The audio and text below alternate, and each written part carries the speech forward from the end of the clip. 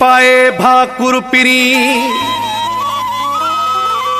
अजु रोई पियो ज़ारो ज़ारे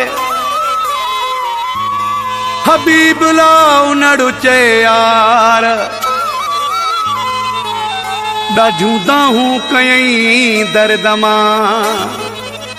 जानी जॾहिं वञण वारी कई पया लुड़क अखियुनि मां लड़ी अली मऊ नड़ा बासनु नारी केॾी दुख जी हूंदी घड़ी। आशिक़ खे जॾहिं पंहिंजो महबूब मोकिलाए वञे पियो हुन सां सीने लॻी रोई वेठो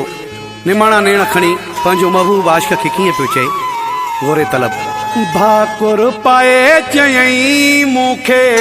अॼु बचाए विछोड़े खां भाकुर पाए चयई मूंखे अॼु बचाए विछोड़े खां रोई रोई हथ जोड़े चवे पियो रोई रोई हथ जोड़े चवे पियो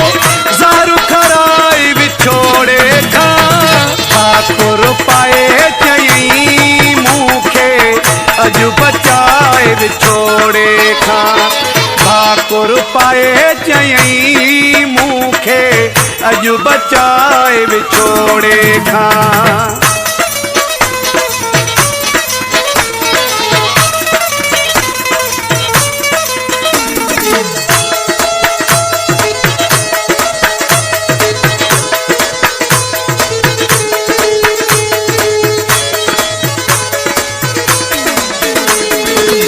नंढे हूंदे खां जवानीअ ताईं तुंहिंजो प्यार ॾिठो वा साईं नंढे हूंदे खां जवानीअ ताईं तुंहिंजो प्यार ॾिठो वा साईं पंहिंजे हथनि सां ॾेई घुटो वञो पंहिंजे हथनि सां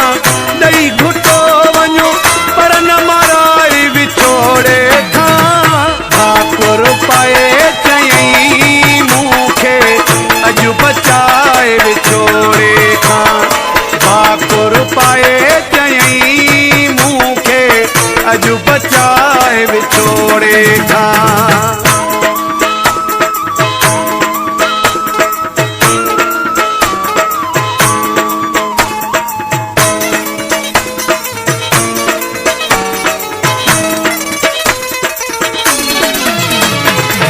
मुझे तनाई मन में तू आ दिल जी हर धड़कने में तू आ मुझे तनाई मन में तू आ दिल जी हर धड़कने में तू आ सजी उम्र जी सच्चाई आखे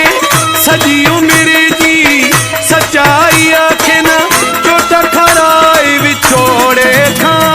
भाकुर पाए चयई मूंखे अॼु बचाए विछोड़े खां भाकुर पाए चयई मूंखे अॼु बचाए विछोड़े खां।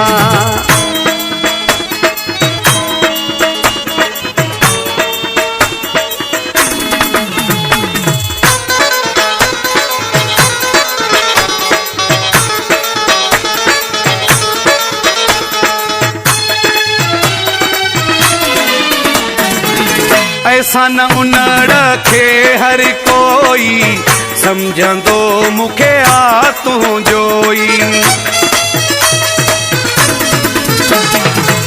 ऐसा न उनड़ खे हर कोई समझंदो आहे तूं जोई अॼु